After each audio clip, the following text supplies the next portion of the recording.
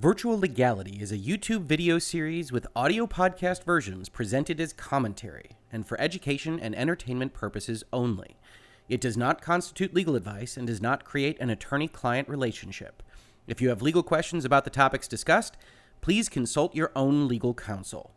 Honestly, you don't want to be taking generic legal advice from a YouTube channel or podcast in any event. On with the show.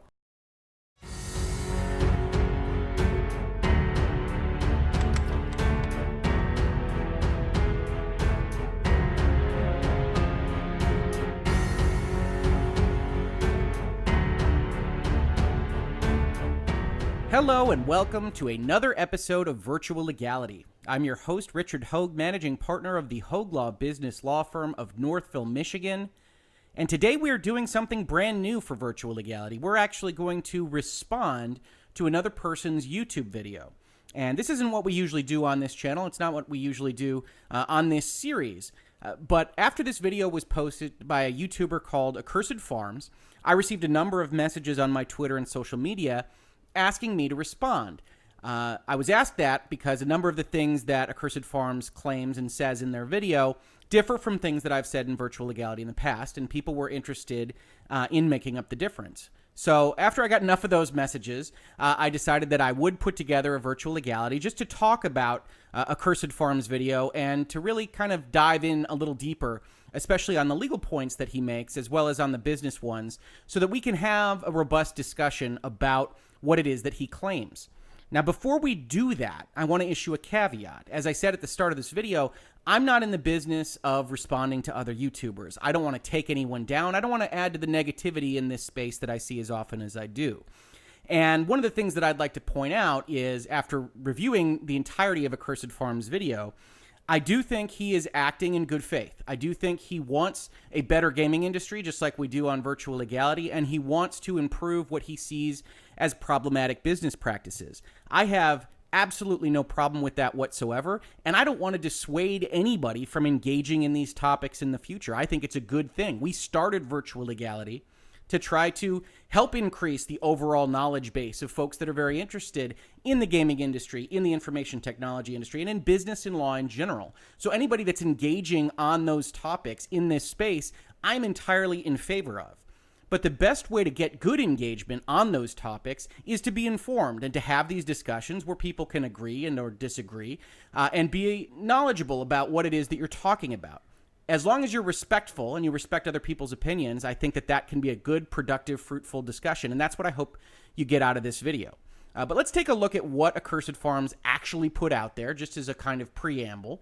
And the title of his video is Games as a Service is Fraud.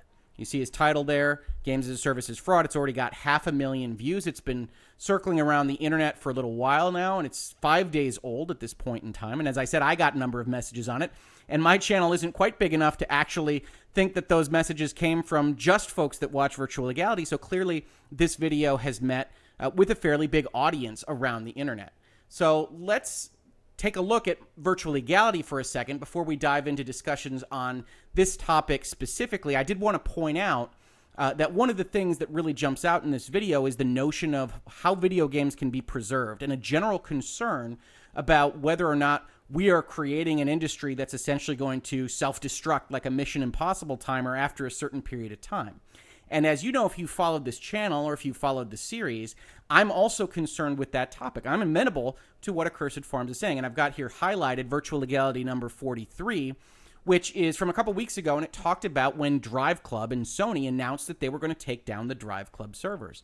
And I called it, It Belongs in a Museum, Drive Club and the War for Gaming's Future. And I talk about the nature of preservation in a games as a service industry at this point in time, and that things need to change in the law, things need to change in the way policy is handled at these giant companies in order to preserve some of this history that we're experiencing if we really love video games. And I have no reason to believe Accursed Farms doesn't love video games. As a matter of fact, throughout his video, as incendiary as the topic title is, I get throughout it that he really loves games. He wants to see them thrive. He wants to see them succeed just like I do.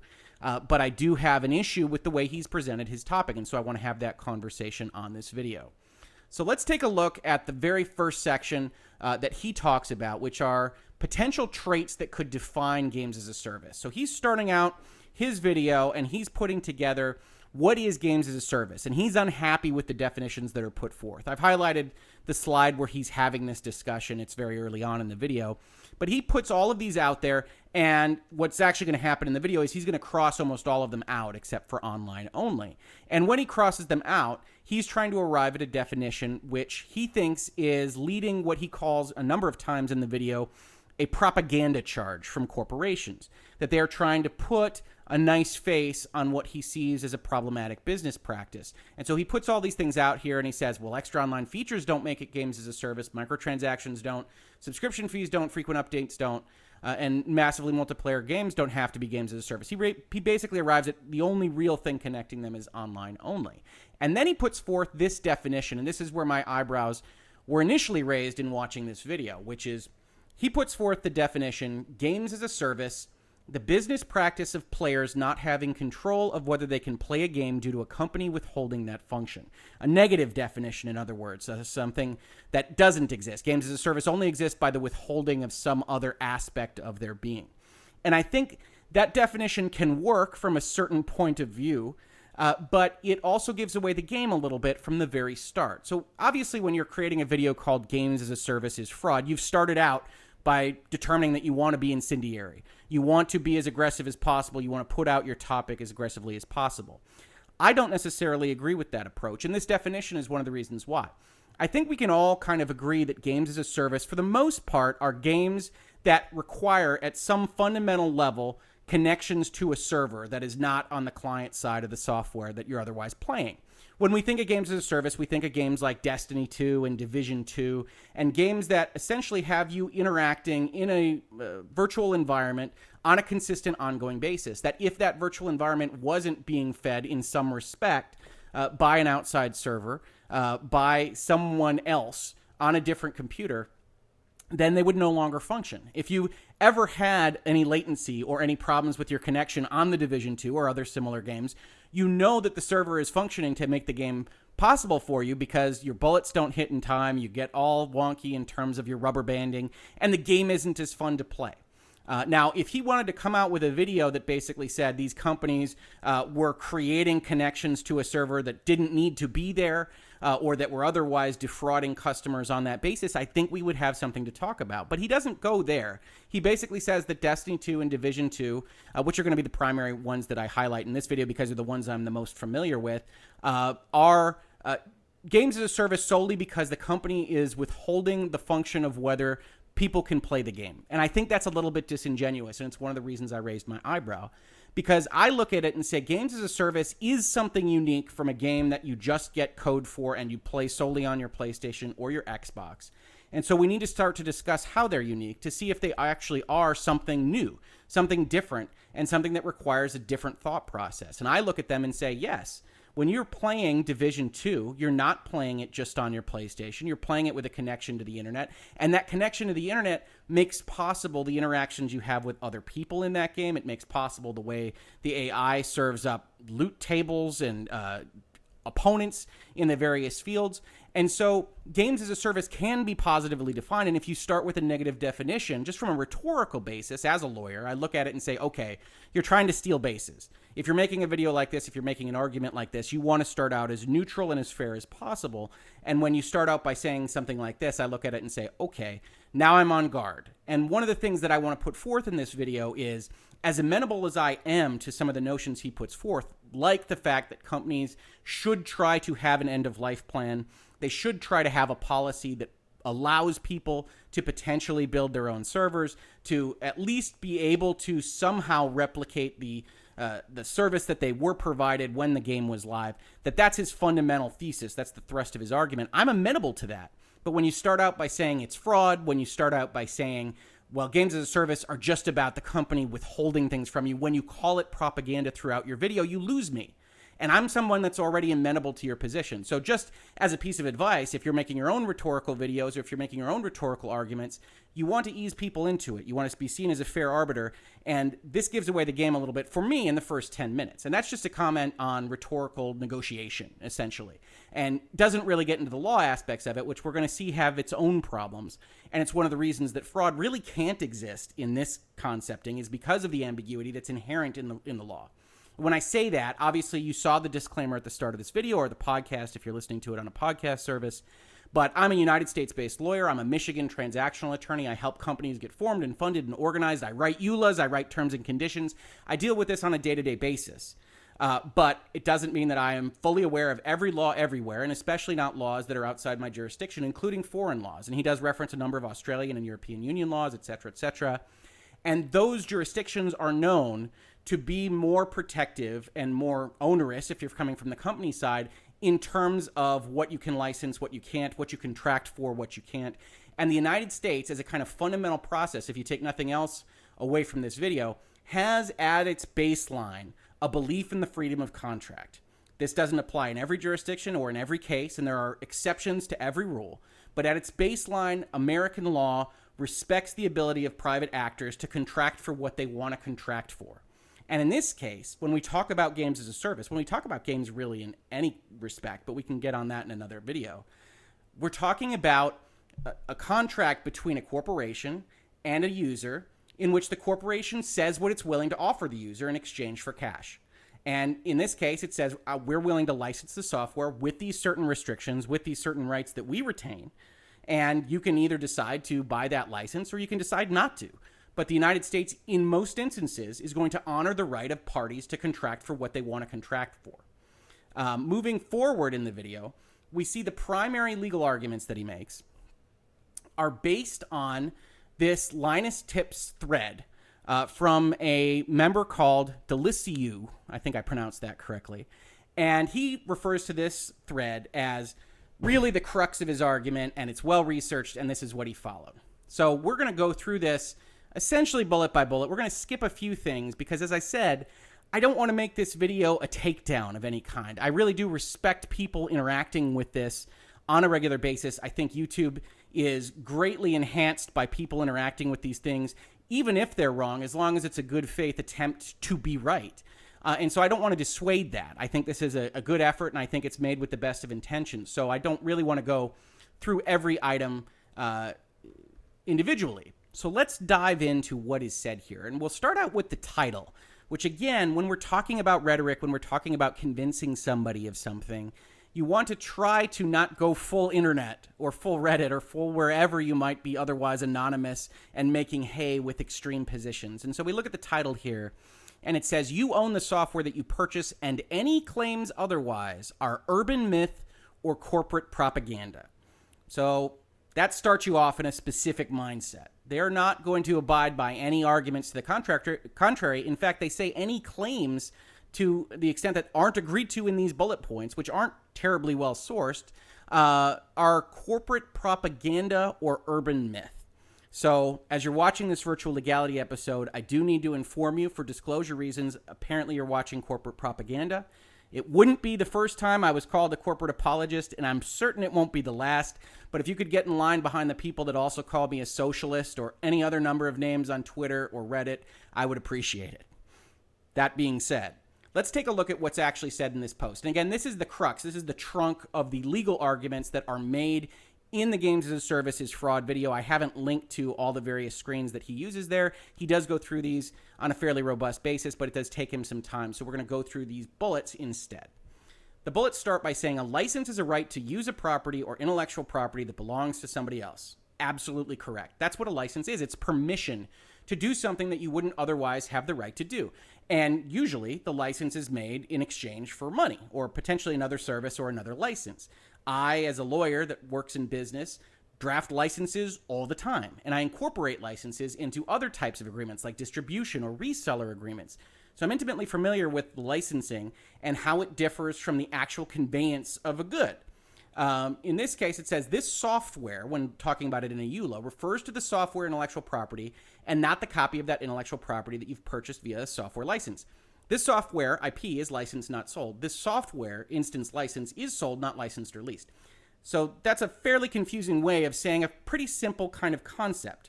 If you go into GameStop and you buy a disc of software, when you walk out of the store with that disc is yours. That's the instance of the software. You can do what you like with it. And that's one of the conversations that have been happening throughout kind of copyright and intellectual property law is there an ability for the seller of that good initially, in the initial instance, to prevent you from selling the instance, the CD? And for the most part, the courts have come down on a no answer to that there is something called a first sale doctrine, which precludes a copyright holder from preventing future sales after it has made its money from the first sale.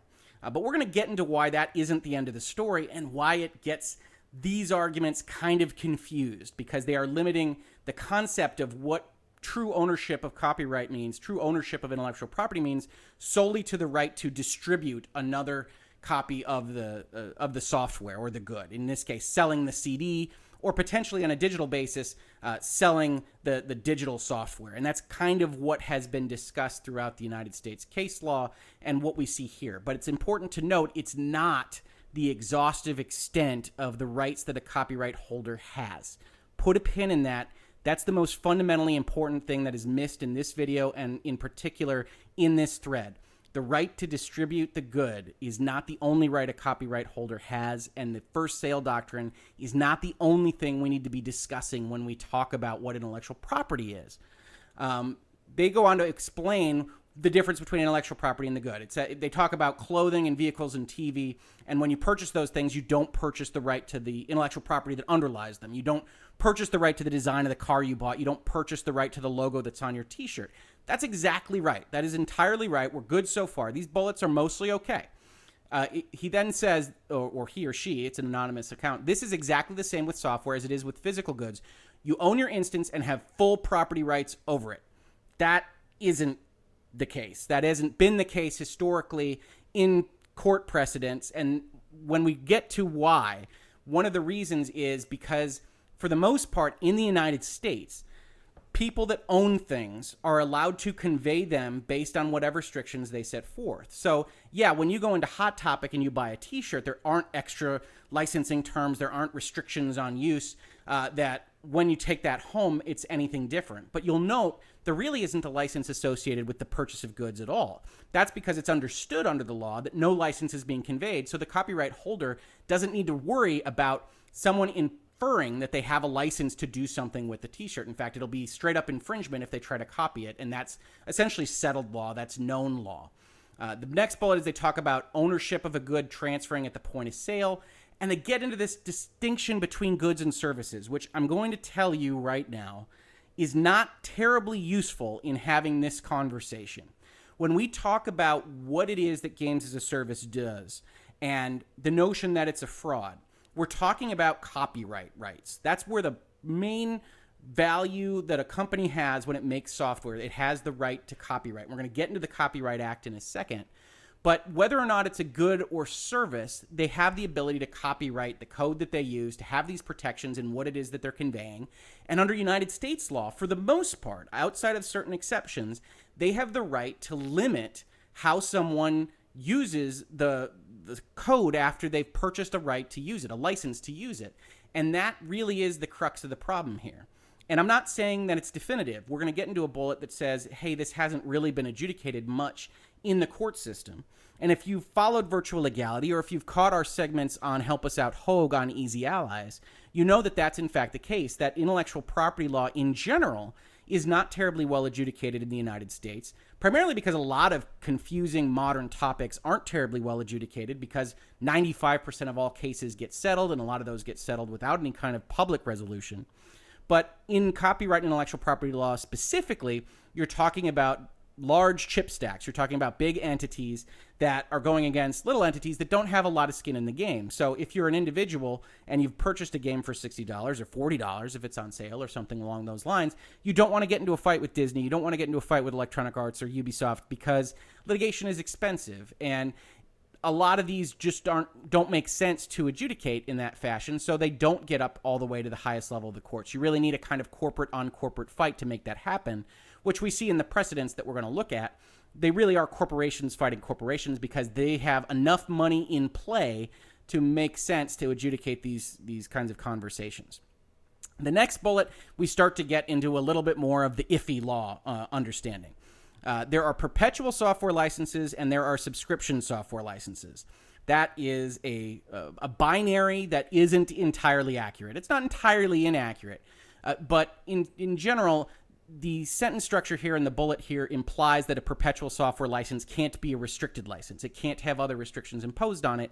And really, no case that I'm familiar with, no contractual determination by a court that I'm familiar with says that absolutely no restrictions can be applied, even in a perpetual software license context. You see very often one of the things that can be applied to a perpetual software license is that you have no right to reverse engineer the software. You have no right to dig in and figure out how it works and to go and make it better, make it differently. And that applies not just to games, that applies to enterprise software and things of that nature. So when we write a license as a lawyer, one of the things we have in there is you won't reverse engineer this, you won't introduce a virus and put it back up on our servers, you won't do a number of things with this software license that you now have access to. And we're allowed to put those restrictions on you even if the software license doesn't have a termination feature on a temporal basis. It doesn't have a subscription kind of concept. This bullet goes on to say a perpetual license is non-exhaustive, meaning that the right it grants is eternal, for everlasting, and never expires. We're going to see in a minute how that's not entirely accurate either. That perpetual license means absent another kind of interceding event, it won't terminate. But that doesn't mean that the rights holder and potentially the rights purchaser doesn't have the ability to terminate the license if they so choose. It just means that it doesn't have an automatic termination feature. A subscription kind of period, a period-based license, would say you have 12 months to use the software, and then it cancels on its own, that nobody has to really intercede to cancel it unless you pay more money or things of that nature. A subscription license is a duration-limited right to access a software or service. All the most common software, including games, OSs, and programs, are perpetual licenses. That's not true, if only because we all know Microsoft Office 365. That's a subscription service. You pay it on a yearly basis, generally speaking. And that is very, very, very common software now. And so we see software as a service really starting to permeate various aspects of life in general. And one of the things that we can reply to now that is pointed out in the Accursed Farms video is this notion that games didn't always have this games as a service feature. It's new now. They can go back to the way it used to be. And one of the things that I would answer to that is the fact that games as a service is a function of the internet and bandwidth and availability for producers to adjust and otherwise have aspects of their products, software or games, that can be adjusted on the fly, that can provide additional services, that can live on the cloud, whatever it might be, that simply couldn't have been logistically possible not that long in the past. So when we talk about games as a service, when we talk about software as a service, again, if we're being entirely neutral and just trying to think of the reason why these things exist without going so far as to saying it's propaganda or it's evil or it's fraud, one of the things that should pop out at us is that the internet is a much different thing than it was 20 years ago. And that this kind of service rendering, this kind of product, is entirely different from what could even be possible not that long ago. The bullets continue. They say some games that are sold via perpetual licenses like MMOs require an additional service subscription to use the base software with the publisher's own servers, with the software not being functional on its own due to the servers handling the game world's AI and other systems. That bullet is entirely a description of what we're talking about with games as a service. You buy the base software, it's the client software, and it interacts on a certain fundamental level with another piece of software that is elsewhere. Division 2 doesn't work if it can't reach Ubisoft servers. Destiny 2 doesn't work if it can't reach either Activision's or Bungie's servers. That's part of the reason there's this long-term kind of separation between Activision and Bungie, is they have to logistically figure out how to maintain services for Destiny 2 as they make their separation, and you can see that in some of the announcements that were made. The next bullet says a perpetual license is a product, and whenever a perpetual license is sold, it undergoes transfer of ownership upon the point of sale. Whoever owns a perpetual license owns the instance of software it grants a right to use the intellectual property of. That's correct insofar as you own the instance of the software. But then they go on to say, after the transfer of ownership of a perpetual licensed software, the seller of the license no longer holds any rightful say over anything regarding that non-reproducible instance of software represented by its perpetual license. And that is simply not accurate, at least as far as I know with United States law. And we're going to get into it when we go into the Copyright Act.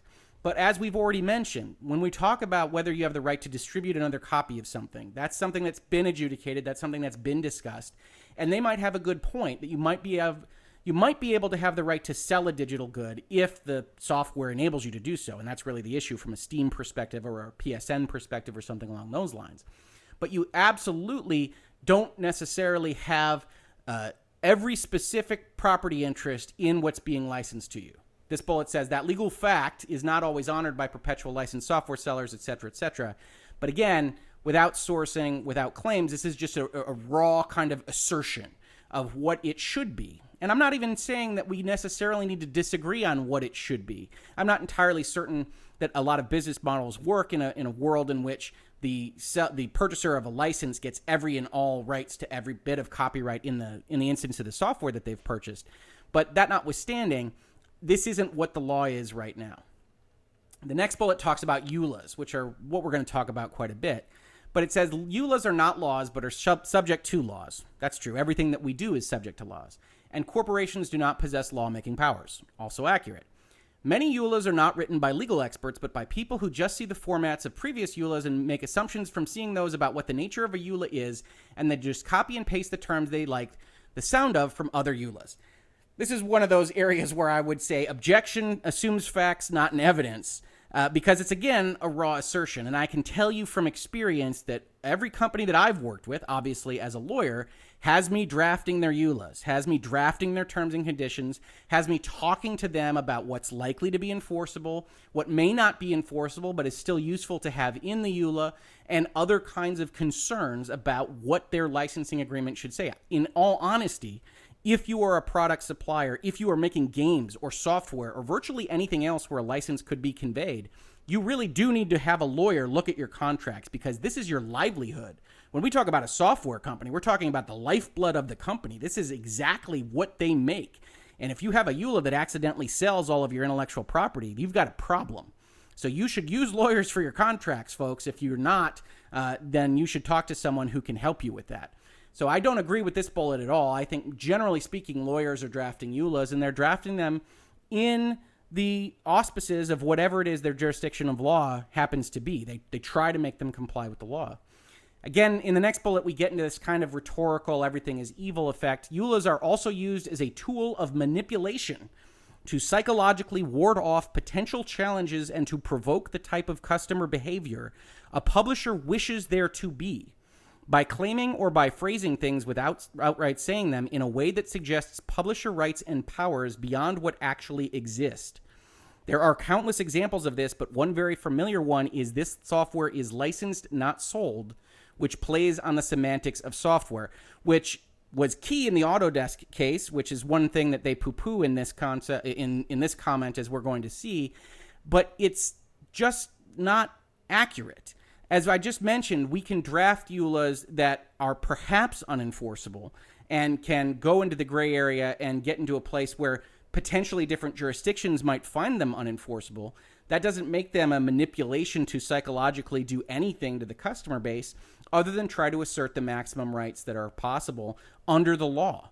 And if you find EULAs that aren't doing that, then you can absolutely call them out on it. One of the things that I've called out on Twitter and on YouTube prior to this video is the notion that you see in NFL football games, or I think in soccer matches and some other sporting events, where something comes on in the middle of the event that says any transcripts or accounts of this match are copyright of the NFL and cannot be distributed without our consent and things of that nature. And I usually joke on Twitter that that's ridiculous and obviously unenforceable, that you can't protect me giving an account of the Super Bowl to someone else, that I watched it last night and I had these thoughts about Tom Brady or what have you. And so I don't mean to suggest that companies don't try to overreach on things on occasion, as this says, with the object of psychological manipulation, but it perhaps oversells the point a little bit to accuse each and every company that's making EULAs as trying to do something that is somehow nefarious or otherwise untoward.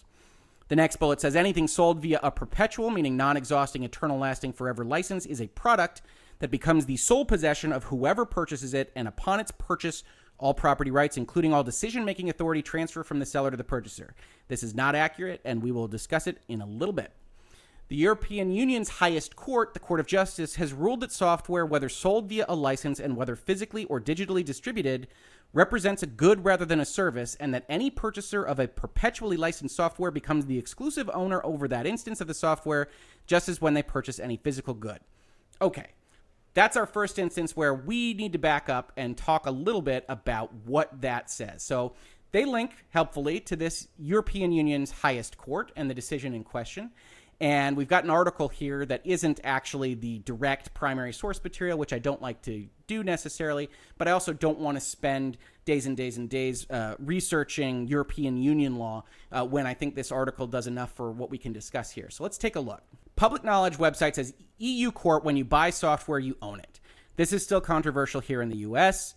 In the physical world, something called the first sale doctrine is key to maintaining the free flow of goods. Simply put, the first sale doctrine means that once you sell something, you do not get to control it anymore. You have exhausted your rights to control distribution. It is why there are important things like libraries and used record stores, and why you can buy art at garage sales. Going further in this article, skipping some of the summary that they did, it says EU court finds EU law is consumer friendly. The Court of Justice of the European Union found that a copyright owner exhausts the right of distribution to a copy of a computer program once he sells or authorizes the sale of the copy. When a copyright owner sells a copy of his copyrighted computer program to a customer, ownership of the copy transfers to that customer. I think we're good so far. The court's policy behind first sale is that it prevents the copyright owner from receiving a windfall by being able to control and demand payments each time the copy changes hands. The customer who purchases the used computer program is authorized to download a copy of the program from the copyright holder's website. But the court points out that the copyright owner is still protected from copyright infringement because the customer who sells his copy of a computer program must make his copy unusable at the time of sale. They have to destroy their copy. It can only be one in existence, which is a continuing problem with digital copies, right? This keeps the copyright owner's right to reproduction intact. Now that's interesting because we had just read in the previous comment that all property rights of the copy move over to the purchaser when this first sale doctrine is applied under EU law. However, we see here in the article itself a distinction between the right of distribution and the right of reproduction, which makes entire sense if you're familiar with copyright law, because copyright law is not limited to a right of distribution. So let's take a look at United States law, which again, we're not going to go into European Union law because that's not what I do. So let's take a look at United States law just to get a feel for what are the copyrights. What are the bundle of rights associated with copyright? Here we have 17 U.S.C. 106, exclusive rights in copyrighted works. And without getting too deep into it, this is the list of things, this is the list of rights and protections you get when you've got a copyright.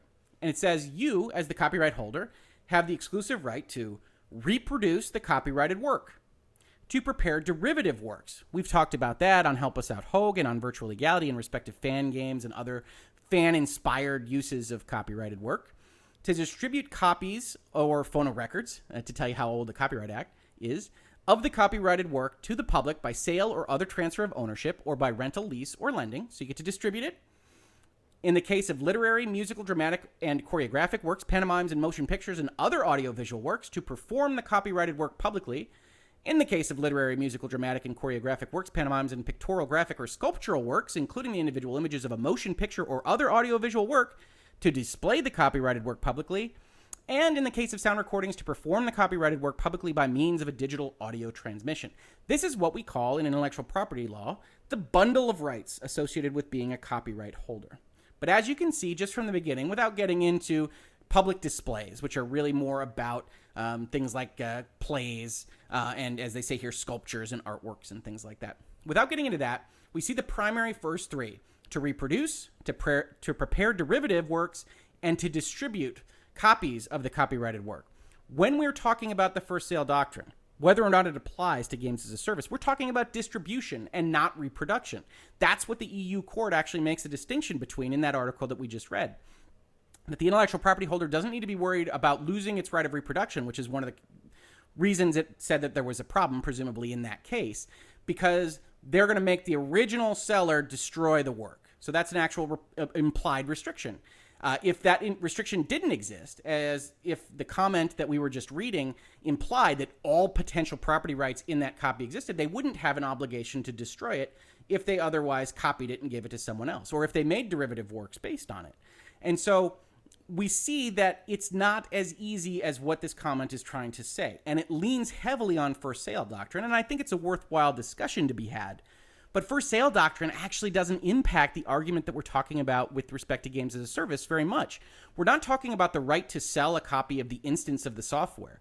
I think that would be a problem if you were trying to sell it through Steam or Xbox Live or PlayStation Network because of the way those infrastructures are built. And maybe that can change in the next generation, or maybe that can change with public pressure like that put on by Accursed Farms.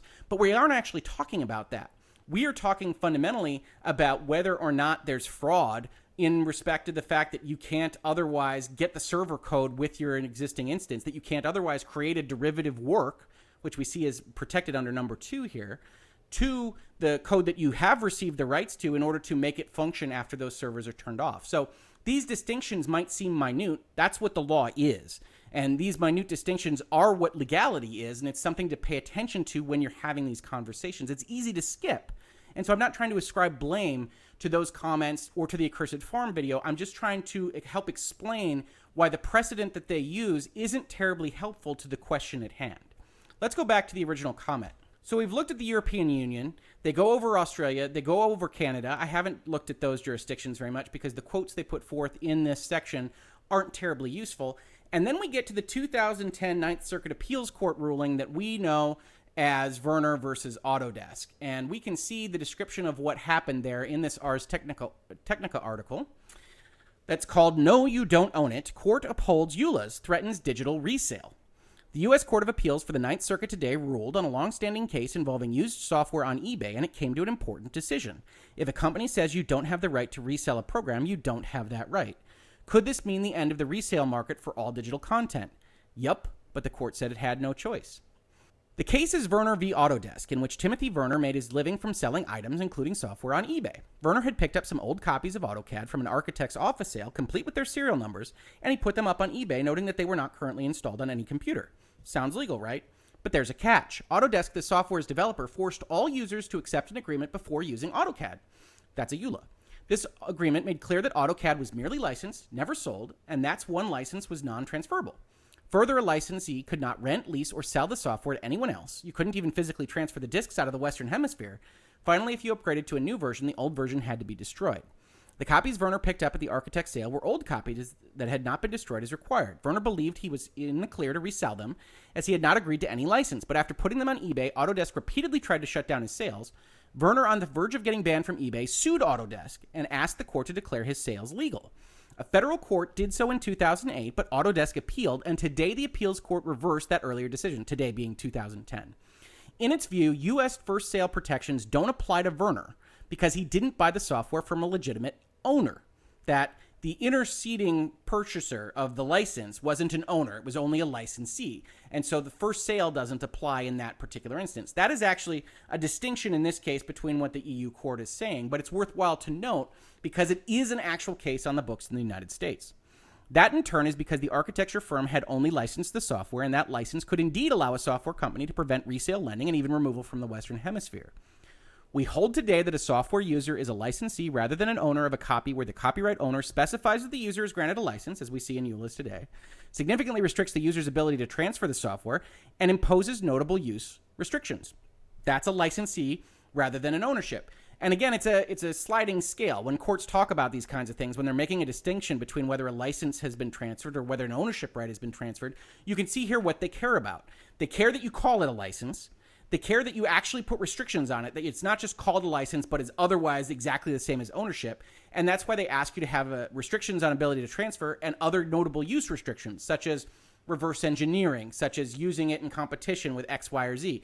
If the owner is putting those restrictions in the license, then it's much more of a license than it's an ownership transfer, and the courts have generally held that in the United States. As counterpoint to this, they wind up bringing up a couple cases in their comments, and I don't want to skip it, so I want to go back to the comment as it was originally stated. And it says, in this bullet about that case, the comment here is, that litmus test that we just described appears to me to be based in ignorance of a lot of things. And so I think the Ninth Circuit Appeals Court was technically illiterate in 2010 and had their ignorance and confusion exploited by the Autodesk lawyers who took the court for a ride. Again, you start to get the feeling of what side of the spectrum this comment is being based on, and it's not terribly useful for a kind of neutral observation of the court as it stands.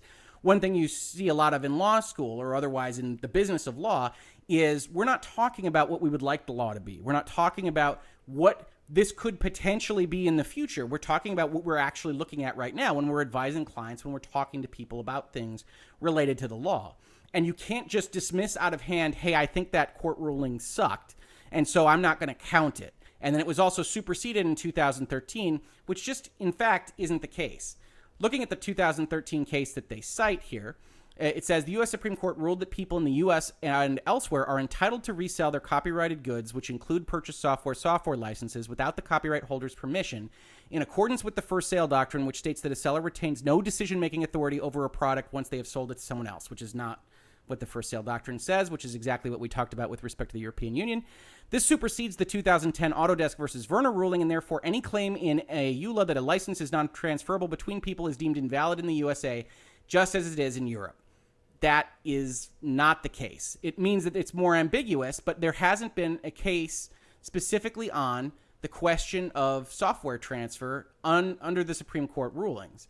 So when we talk about precedent and the effective precedent in the Supreme Court, one of the things that is paramount to discussing how the law works is whether or not a Supreme Court decision expressly overturns or otherwise changes a previous decision.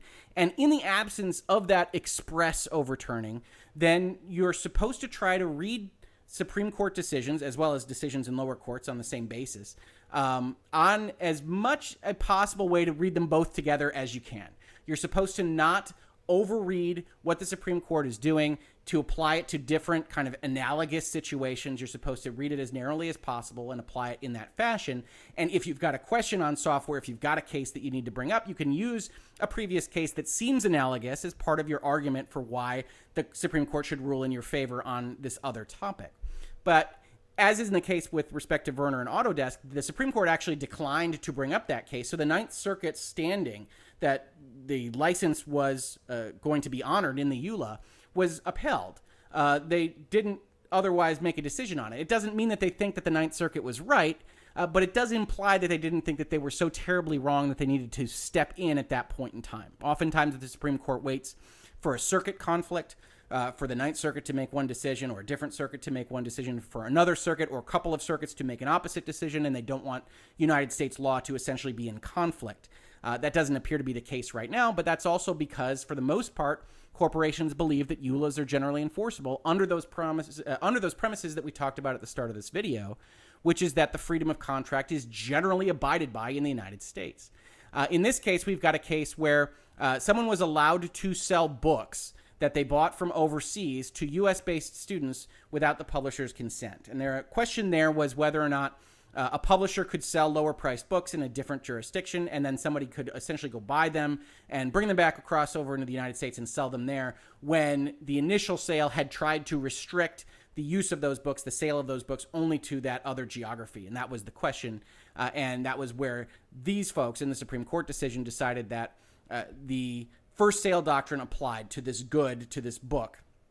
But it doesn't necessarily broadly apply to software, which is obviously one of the major industries in the United States, and is not a question that was directly raised before the Supreme Court in this case. So while I'm amenable to, hey, this is useful knowledge, this is useful that the Supreme Court has started to move towards decision-making that would apply first sale doctrine to more and more copyrighted works, to say that it specifically applies to software is not terribly clear. We see the last statement here that says the Software and Information Industry Association, which is about software, blasted the decision, saying it will send a tremor through the publishing industries, harming both U.S. businesses and students around the world. Oh, I'm sorry, that's the group's general counsel, so that's the losing side.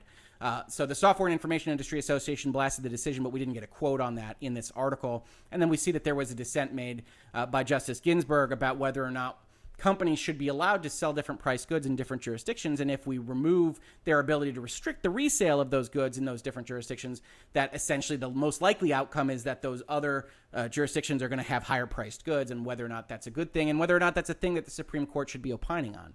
But that's separate from games as a service, obviously. And the point of bringing it up here was to point out that while it's useful information, it doesn't do what this comment says it does, which is that it doesn't overturn Werner v. Autodesk, as best I can tell. And without an express overturning of a decision like that, you essentially have these two decisions on the books that you have to try to read in concert with each other rather than in conflict. And so I think there's still an overriding question of what kind of restrictions licensees can put on the resale of the product, how much first sale doctrine applies to software sold in the United States. And I think that's a justified question. I think it's a question worth raising in these kinds of bullet points. But an important point in that discussion is that it's not terribly clear. As we talked about at the start of this video and podcast, you don't have a clear answer to a lot of intellectual property-based questions. And without a clear answer, you have a real difficulty proving fraud, because we're going to get into the definition of fraud. But one of the things that it really requires is an intent to deceive, an intent to defraud. And if you're operating in a gray area of the law, if you're operating in an area of the law that isn't terribly well settled, it's very difficult to make the claim against someone that they have committed fraud when they could be operating within a perfectly legal framework. You don't know because it hasn't been adjudicated, and there's certainly a reasonable mind argument that they're perfectly fine, especially when we look at the Copyright Act and we see that even outside the first sale doctrine, there are other rights that attach to a copyright holder, and those are the rights that are more important to the question of games as a service and whether fraud has occurred. Going on to the end of this comment, it really just reiterates that they are concerned about the Autodesk v. Werner case. It says, for me, this raises some questions about Autodesk and increases my impression that the judges of the Ninth Circuit Court were simply outside of their zone of comfort and familiarity when they made their ruling. And again, that's nice. That's certainly a conversation lawyers can have, and certainly a conversation consumers can have about whether or not that was a good decision. I have that conversation about all sorts of Supreme Court and Circuit Court cases.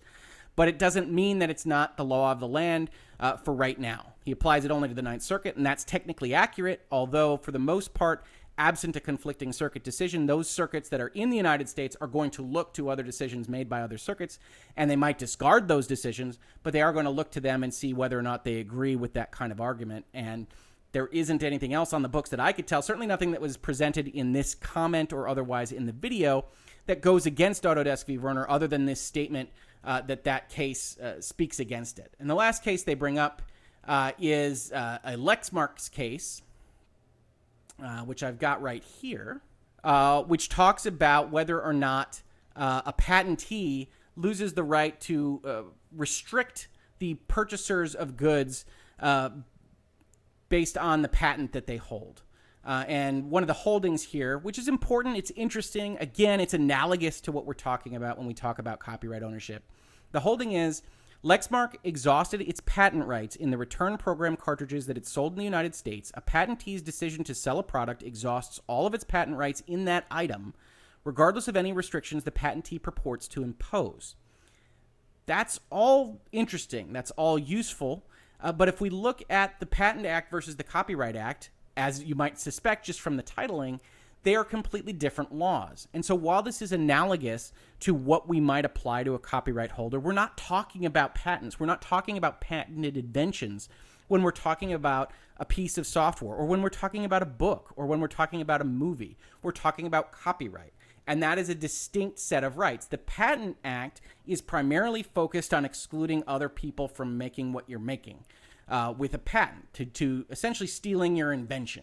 And the Copyright Act is focused on more things, derivative works, reproduction, and other things that are applied differently. And while the Patent Act and the Copyright Act are kissing cousins, in certain respects, they are different laws, and you can't apply a decision made on the Patent Act to a Copyright Act, and it doesn't tell the whole story even if you could. So again, we find ourselves running around first sale doctrine, and we've covered it all so far in my video, but we haven't even seen exactly what the claim of fraud is in the Accursed Farms video. So let's take a look at that right now. This is about now halfway through the video, and we see I've just got a clip up here that says games as a service equals 96% fraud.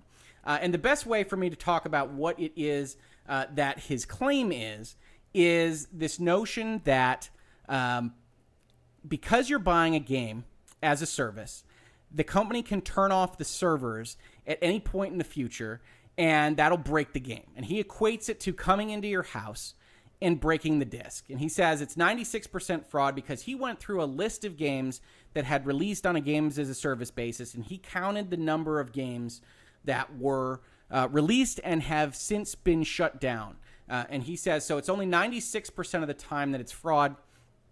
And otherwise, there are 4% that are still operating, and so those aren't necessarily fraud. He also concedes that if you are paying a subscription fee, like World of Warcraft, he puts that up in a number of places in the video, then he doesn't have this claim because it's obvious that when you're paying $15 a month, it's a subscription-based license. It's clearly much more of a service than a good, which is how he wants to frame the games as a service products. And so those can't be fraud because it's obvious that you're buying 12 months at a time. And if they shut down the service at the end of the 12 months, well, nobody was defrauded on this basis. So let's break that down a little bit. By first taking a look at the definition of fraud. Now, this is a tricky one because fraud is kind of a common law term. It's used in different ways, in different respects, in different statutes. So the best thing to do when you're going to talk about it generally is to pull up a generalized law dictionary definition. So I've pulled up Black's Law Dictionary's free online edition to talk about it. But again, you should keep in mind the fraud definitions are going to be different depending on jurisdiction, depending on what you're trying to claim as fraud, whether it's wire fraud or mail fraud, whether you're trying to claim fraud in the United States or the European Union or Australia or Canada. But the general concept of what fraud is can be kind of looked at in overview in a legal dictionary. So let's take a look at that. The Black's Law Dictionary has as its defined term, what is fraud? As fraud consists of some deceitful practice or willful device resorted to with the intent to deprive another of his right, or in some manner to do him an injury. As distinguished from negligence, it is always positive and intentional. Fraud as applied to contracts is the cause of an error bearing on a material part of the contract created or continued by artifice with design to obtain some unjust advantage to the one party or to cause an inconvenience or loss to the other.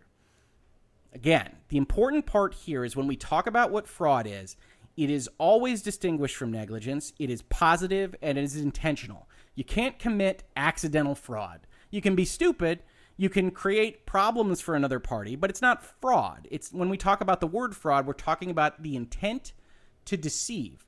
And that's really where I think in this in particular video, it gets caught up in some problems. Because when we talk about what is happening with games as a service, one of the things that he brings up is that they are deceiving you as to whether or not you can use your product in the future. And in my experience, that hasn't been the case. One of the things he brings up to establish that games are goods rather than services, and that licenses essentially don't exist for this question, that you can't have restrictions on licenses, is the notion of digital movies, and that you own a digital movie and it's a good and everybody understands that. But that's not in fact the case. So one of my favorite services that I use all the time is Vudu, which is Walmart's streaming digital movie service. And you can see here that it uses a license. We've got the Vudu terms and conditions up right now. And you can see here, you can rent or purchase content. So it's got a button you can hit. You've got a movie in front of you. You've got Avengers Infinity War, and you can either rent it, which will give you a period of time to use it, or you can purchase the content. And when it says purchase, here's what it means. When you purchase content, you will be granted a non-exclusive, non-transferable, limited license to access, use in accordance with any additional terms that may be provided with your Vudu-compatible device, and view the content as often as you like, subject to the applicable restrictions described below. So essentially what you've purchased is a unlimited kind of rental for a period of time that you can use as much as you want. You can watch Infinity War 5, 6, 7 times if you'd like, but it is subject to the restrictions here. It's non-transferable, you see here, and it's subject to applicable restrictions otherwise put forth in the license. And so we can see here content restrictions. You understand and agree that the content is licensed by Vudu from content providers. The movie studios. Vudu doesn't make movies. All content is licensed, not sold, transferred, or assigned to you. Again, it's important to kind of make these determinations. When we see comments like the Accursed Farms video, when we see the comments like the one on Linus Tech Tips, one of the things that is happening in that video is they're trying to rhetorically frame video game companies as evil, or this action is nefarious, that they're trying to get one over on you. And so I think it's worthwhile to point out that this is the lay of the land in how digital content is really shared, that it's licensed, not sold. This is what everything looks like, and it's not video game companies being particularly nefarious. Now, if you want to say the entire system is out of order, you can have that video, but it's not necessarily fraud as much as it's an I'm unhappy with the way things are. This goes on to say you may not edit, modify, copy, distribute, transmit, display, perform, reproduce, publish, license, translate, create derivative works from, transfer, alter, adapt, sell, rent, lease, or sublicense any content or facilitate any of the foregoing. And those have some legal terms of art in there, but it essentially means you can't use your Vudu to open up a movie studio or a movie theater and charge ticket prices to have people come in and watch Infinity War with you. Now, if you do that, chances are you won't be caught necessarily, but if you do it big enough, you will be caught, and they will point to this license, and they will say, you don't have the right to do that. When we license something to you, it comes with these restrictions, and this is very similar to a kind of software concept. It says any unauthorized copying or other activities that infringe upon the intellectual property rights of the content providers or owners of the content is prohibited, and you expressly agree to the automatic termination of the Vudu service if you engage in any infringing activities. We can shut your account off. We can shut everything down, and that's going to be more effective if you're heavily invested in our ecosystem than it is to sue you. So you need to be careful not to get in the way of these restrictions. And this is a contract. When you enter into a Vudu account, you enter into this contract with the folks that are providing the service. And for the most part, the United States is going to abide by the ability of people to enter into contracts of their choosing. In this case, they offer you this contract. And if you want it, you can use Vudu. And if you don't have to use Vudu. And that's generally speaking how the United States treats these relationships. Let's take a look at the back of the box of the Division 2, since I brought it up a couple times. Or actually, this is the Division. So this is March 8th, 2016 release. Tom Clancy's The Division. This has When Society Falls, We Rise. Division is a fun game. I like Division 2 even better. Check it out if you get the chance and if you're not otherwise dissuaded from these talks of fraud. But let's take a look at the big box of legal language. So it says a couple things. Online multiplayer requires a PlayStation Plus membership. Software is subject to license and limited warranty. Terms at ubi.com. We're going to look at those in just a second. SCEA, Sony, may retire the online portion of this game at any time. They're using the Sony infrastructure to get you networked content, and they are acknowledging that not only can they turn things off, we're going to see that in their own terms and conditions, but Sony can turn things off. And I think it's absolutely fine for Accursed Farms or anyone else to rail against the rightness, the correctness of that being the way things are sold. But the fact that that's what's on offer doesn't make it illegal. It doesn't make it fraudulent. They're saying, hey, we're going to give you this game. You can give us $60. And essentially, we make no promises. It's essentially like buying a piece of real estate or a car at an auction sale where they say, this is as is. We make no promises about what it is. We have disclosed that to you. And if it dies on the lot outside of this place, we're sorry. You bought it, and that's what you get. And so that really is the nature of the way these contracts are operated. And I think it's okay to complain about that. I don't want to suggest that Accursed Farms is in the wrong to say, hey, look at how bad this is potentially. And we're going to take a look at the Ubisoft contract to kind of highlight that. So here we've got the standard Ubisoft end user license agreement. And this is what you basically have applied to most software that you're going to buy from Ubisoft.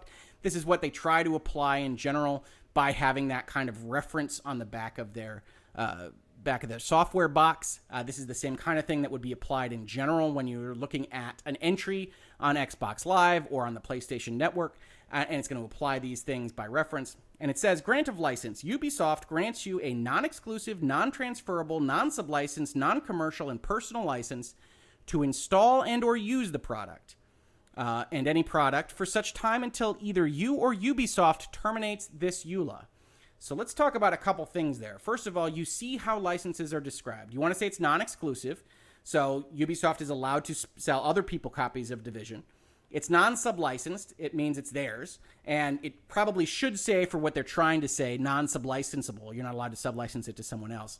Non-commercial and personal license. Again, you're not allowed to open up an internet cafe with copies of the Division and charge people to play it. You have a personal license. It's non-commercial. It's not for that purpose. And that's a restriction on your use. That's a restriction on what you bought. If you want to buy a commercial license, generally speaking, if Ubisoft is in the business of selling them, they can say, all right, it's not $60, it's $2,000, and you can get a different license from us because we're the copyright holder, and we have the right to say what we're selling. And then it says, for such time until either you or Ubisoft terminates this EULA. And that's an interesting point. We talk about perpetual EULAs. And we talked about earlier, perpetuality doesn't mean that it goes forever necessarily. It means it doesn't have a natural termination on a specific period of time. But here it says, Ubisoft can terminate the EULA, that you have a license to the product until Ubisoft terminates it. Let's take a look at what that termination right looks like. First, we'll take a look at the ownership statement. This license confers no title or ownership in the product and should not be construed as a sale of any rights in the product, which is one of the things they put in the contract, which the commenter on Linus Tech Tips suggests is illegal, and the enforceability of that would be a question for the courts, but I think it's designed to be as maximally protective as possible before that question is answered by the court, so I don't view it as fraudulent or otherwise problematic. But we wanted to talk about termination, so let's take a look at that termination provision. The EULA is effective from the earlier of the date you purchase, download, or use the product until terminated according to its terms. So the first time you use this thing or download it, you're subject to the EULA. You and Ubisoft or its licensors may terminate this EULA at any time for any reason. Now let's unpack that, because remember at the start of this license it said you have a license to use this product only for so long as it's not terminated. And then this sentence says Ubisoft can terminate it whenever it wants. So in a worst case scenario, you're looking at a scenario in which you buy Division and Ubisoft gets your account, you try to fire it up and they say we've terminated your license. Haha. That's the contract that you entered into when you bought this product, and they're allowed to terminate it for any reason. That is maximally protective of the corporation and minimally protective of the buyer. And as I said at the top of this video, I'm in the business of negotiating contracts. So if I were in a corporate setting, if I were negotiating this contract for one of my clients, I would look at that and say, we can't have this termination provision in there because we look at it as the tomorrow problem. After you sign this contract, what could happen tomorrow? And we have this conversation with clients, we have this conversation with opposing counsel, and we say, okay, we don't want them to be able to screw us, to hurt us tomorrow after we've signed the agreement in good faith. Under the terms of this contract, specifically, Ubisoft could make your life miserable tomorrow, the day after you buy any piece of their software. They could eliminate your license to even Assassin's Creed tomorrow if they decided that they wanted to, and for no reason other than the fact that they wanted to and they had your money already. So why doesn't that happen? And I think that's a worthwhile conversation, because one of the things that the Accursed Farms video brings up is, why do we do this? Why are we advocating for a legal action, for a lawsuit of some kind, or for a complaint to the Federal Trade Commission, rather than simply talking to the businesses about changing the way they operate? And one of the reasons they give for that is because the businesses don't listen and they don't do anything, and they're not protective enough of consumer rights. I think that's a fair argument. I think it's an argument reasonable minds could have and reasonable minds could differ on.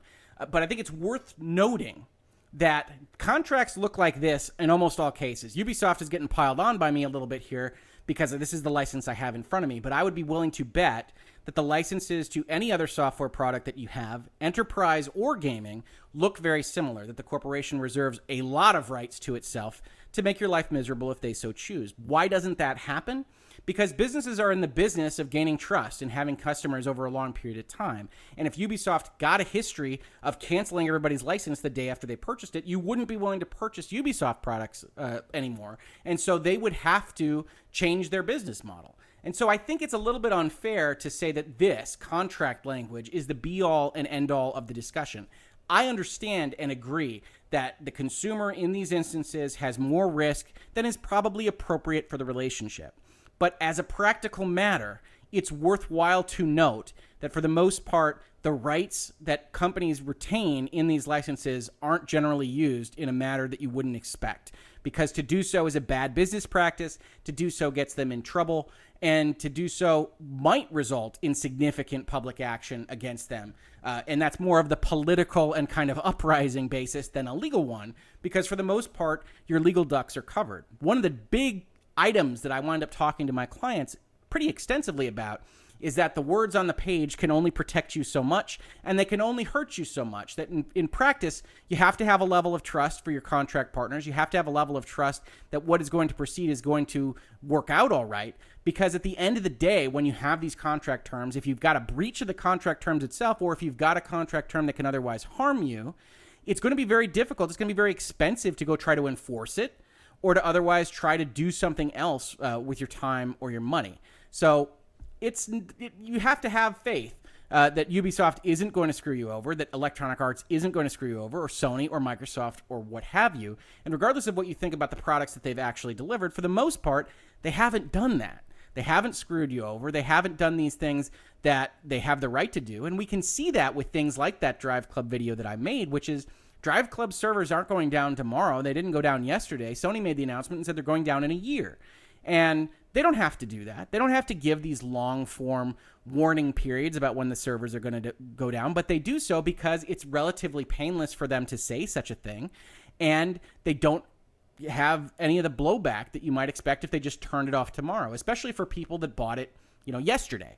And so with a year-long head start, they can avoid some of those headwinds. They can get out in front of it, and that's a corporation following its fiduciary duties, trying to do the best that it can in terms of communications, even after the people aren't there to support the servers on Drive Club anymore. And I can tell you from previous videos, and you can check them out in Virtual Legality, that the Sony terms and conditions and the PlayStation Network infrastructure terms and conditions essentially allowed them to turn off the online service at any time. Just as we saw on the back of the Division box that Ubisoft reserves the rights under this license to terminate your license at any time. And they tell you that SCEA can terminate the infrastructure entirely at any time. So the Division could not work tomorrow. And you've agreed to that by the nature of the terms and conditions on the back of the box, and you've agreed to it by the terms and conditions that are applied in this license agreement, and probably through a click-through EULA that's applied at the start of that game. That's, in the most cases, you're going to have a end-user license agreement that you agree to as part of playing the game itself. And so when we talk about fraud, I think it's important to kind of dissect it and say, okay, you've presented all these legal arguments, and I've talked about why, at best, entirely in favor of you and entirely in favor of your stance, there's a question as to whether you're right. And I've talked about the fact that fraud requires intent. And I've talked about the fact that they disclose the existence of the license on the back of their box. They disclose the fact that even Sony could turn off their internet infrastructure. In all likelihood, they have you sign on to the EULA as part of signing on to the game at the start. And that cures most ills from a legal perspective. Disclosure is generally going to be a tonic towards deception. We're going to talk a little bit about the Federal Trade Commission because he brings it up at the end of his video. But for the most part, when you're talking about whether a company has deceived you, it's talking about whether it's lied. It's talking about whether you could know something that you don't already know about the product that you're purchasing or about the service that you're signing on to. In this case specifically, I think one of the pieces of evidence that Accursed Farms brings up is problematic for him because as we look at this chart, as we look at this screen, we see that he says that it's 96% fraud because 112, I believe, games have turned off their servers and only 4% have stayed the course from their original sales. And he says that means that it's 96% fraud. When I look at that, I see the opposite. I see when the first couple of these happened, you maybe could have claimed that the people didn't know what they were getting into, and that maybe there was an element of fraud, that the companies didn't properly disclose what was happening, that the servers even could turn off, because at that point in time, maybe people weren't aware of what was even being done technologically speaking. But now when you've got over 100 companies turning off their servers, I think it's a by far clearer claim that people know what they're getting into, know what they're purchasing. And if you do know what you're purchasing, fraud essentially can't exist if it's following historical precedent. If you know a game has a 50% chance of turning off its servers and at that point your client software won't be terribly useful, then it's very hard for me to consider you to have been defrauded because you do have this history of these servers shutting down. And so I think that point in particular goes against what he's trying to say. He talks a little bit more about it not being honest practice, like I said, about people going in to break the disc. Honesty is going to be a question here because, again, they've disclosed everything that they're doing. And one of the real problems I have on a fundamental basis with this claim is the notion of whether somebody should be allowed to enter into this license. When we talk about the law, it's a blunt instrument. It's a cudgel. It essentially makes illegal actions that are otherwise legal. And so when you're talking to me about what should be fraud, what should be illegal, what should have an actual legal penalty applied to it, I need to hear exactly why this practice shouldn't be allowed, in particular for me. So if you say the company shouldn't be allowed to turn off the servers for Division 2. And I say I'm totally fine with it. I'm happy to pay $60 for 5 years of Division 2, and if it turns off, it turns off. And if enough people didn't sign on to it, I understand why they have to turn it off from an economical perspective, and I bet the wrong way. And that's okay with me. You say I shouldn't be allowed to make that decision, and then I have a problem with that. This is essentially a legal philosophy, an economic philosophy about what should be legal and what should be illegal. I tell you this from experience, having worked with the law, having worked with regulators, having worked with government agencies and third parties that are in charge of discussing what's legal, what's not, especially the Securities and Exchange Commission and things of that nature, that you want to only use the law if something should absolutely be prohibited for another person to engage in. And if that's not the case, then I don't necessarily subscribe to your position that we should make it illegal. And I think that part of the major problem philosophically I have with this concept is, as much as we could dislike it, let's say I don't like games as a service. Let's say I don't like microtransactions and these live game services and things of that nature. And I'm sure there's a number of people that don't. Certainly seems like Accursed Farms is one of those. The problem that you've got is that a number of people do like it, or appear to, at least, by paying the money. And essentially what I hear when you make an argument like this is that those people are wrong, and I wish they would stop spending that money. We're not going to highlight it in this video, but one of the last slides he has on this video is essentially, once you say that you need to vote with your wallet, you've lost the fight. And that's what he basically subscribes to, because he's trying to disconnect from the natural argument that I'm giving here, which is, hey, if enough people don't like it, they won't make money and they'll do something else. And he says it never works to vote with your wallet, but I think there's any number of instances where it has worked. You see Electronic Arts move entirely away from loot boxes because their 2017 initiative to add loot boxes to everything caused massive public unrest, caused big losses in what they had projected for the money that they were going to make on their Need for Speed project, on their Battlefront 2 project, and they changed course. That's voting with your wallet. You see the DC Films initiative and their comic book heroes essentially lose money all the way through the Justice League film, and you see them change course. That's voting with your wallet. The problem that is presented by Accursed Farms here is he's not happy with what people are voting on. He's not happy that people aren't paying attention and that they're buying these products as games as a service anyway.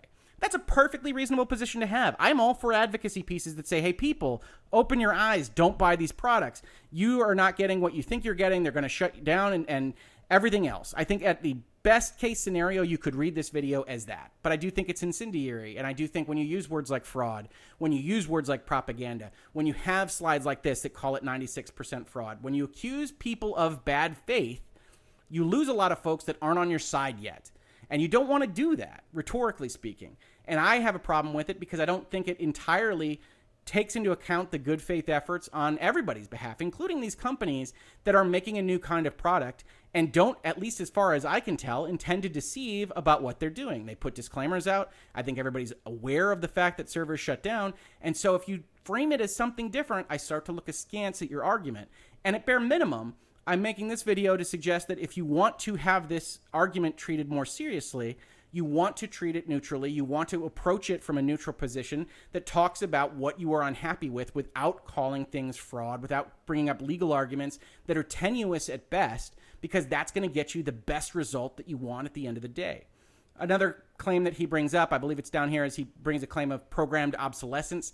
This kind of dovetails into a notion that these game companies are deliberately making games that are going to be canceled, that are going to shut down, and that it's fraud because they know it's going to shut down and they haven't released, in any circumstance that he can think of, a time limit for telling people when they purchase the good that it's going to shut down on time X.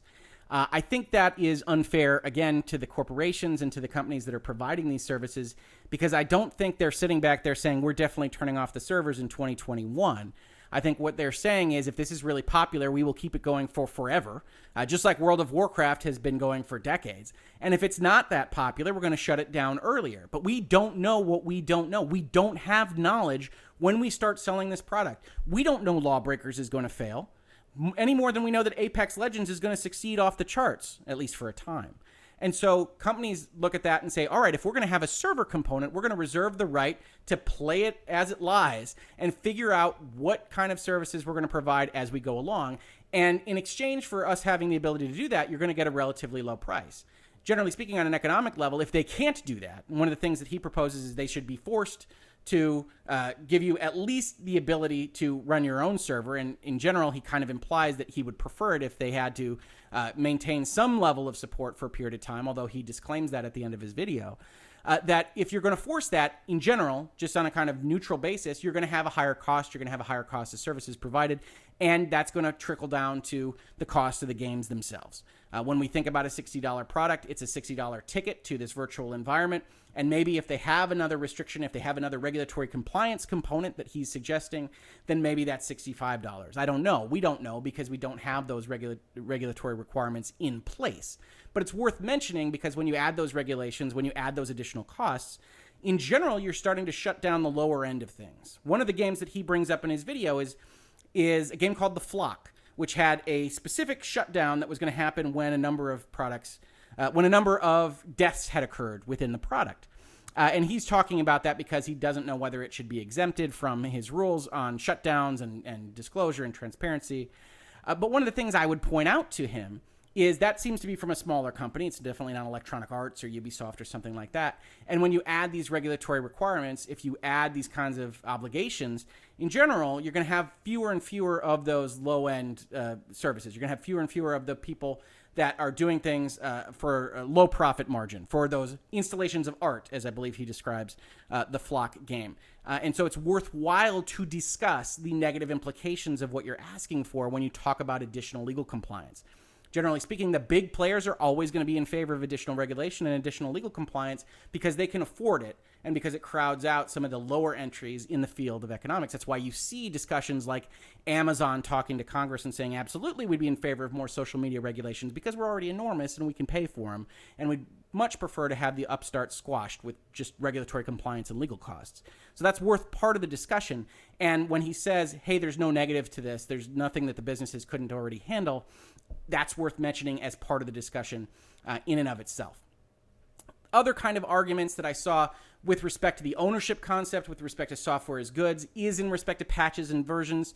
I think when you talk about whether you own software or whether you license the right to access that software, it's worth noting how the actual game industry functions right now, which is to say, in almost every instance, you have patches that are pushed down on your game, and you don't really necessarily have much of a choice to use them, especially if you are going to use some of the multiplayer services or stat tracking services, and they can fundamentally change the game.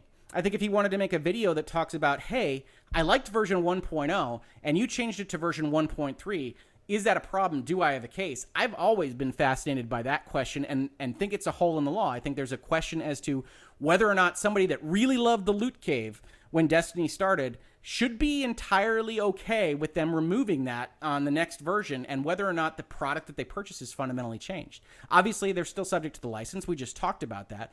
But should there be additional protections? Should there be something that we discuss in the Copyright Act? I'm not in favor of talking about changes in the law. What I am not in favor of is arguing that the existing law does what it says I want it to do solely because I want it to do that. I think a lot of people on the internet and in life in general get stuck in this situation where they don't like something, like the licenses that are being offered by Ubisoft or Electronic Arts or whomever. You don't like it, and so therefore it should be illegal. The problem you've got is a lot of people don't seem to have a problem with it. A lot of people are purchasing that product, myself included, and they don't have an issue with the licenses that they're agreeing to. And so when you say that it's fraud, you call into question your legitimacy in your argument, and I think that you should have tried to avoid that if you can. The second kind of concept, and he does discuss this as part of the opposition to what he's putting forth in his video, is this notion that he's okay with a subscription service if it has a monthly subscription price, and that's distinct for him from games as a service not having that subscription price. I will tell you this. From an argumentary perspective, I think it's a mistake to ever settle on a position that says, since you're getting this free, it's bad, but if you paid $1 a month, it would be okay. I think that's a loser.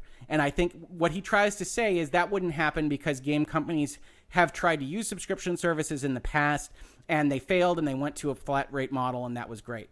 I think he lacks imagination as to what companies can do if they were forced to comply with laws that restricted their ability to do games as a service rather than a subscription license and a subscription service term.